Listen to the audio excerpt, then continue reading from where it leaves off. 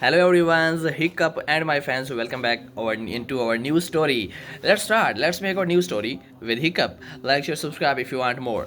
So, Hiccup, our favorite dragon riding awkward hero, is out on his classic adventures. Only this time, Hiccup is not soaring through the skies. No, Hiccup is on a quest to find treasure in a forgotten submarine. Okay, Hiccup, not anyone more. Now, you are probably wondering how did a Viking end up in a rusty old sub? Okay, well, let's just say he was chasing after a dragon that had stolen his lunch. Yeah, you heard me right. A dragon with a taste for grilled salmon. As Hiccup clambers inside this submarine, he is hit with the smell of pickled herring. Pickled herring. Seriously, who even eats that? But wait, he spots something shiny in the corner. Is it gold? Diamonds? Guess, guys. No, it's a collection of ancient rubber ducks. I mean, come on, what are these doing here? Quacktastic treasure, he mutters to himself.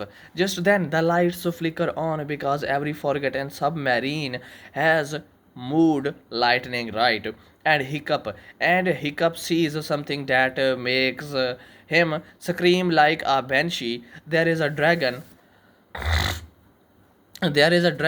but not just any dragon, a disco dragon. It's wearing sunglasses and grooving to some funky beats.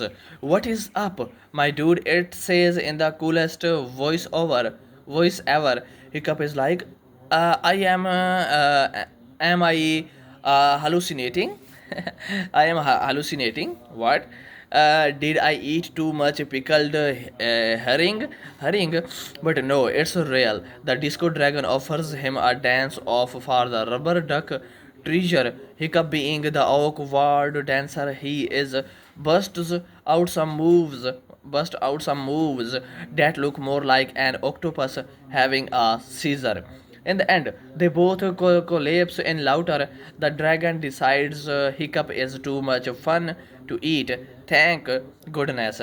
And they become best buddies. So instead of treasure, Hiccup leaves with a new friend and a newfound appreciation for rubber ducks and disco music.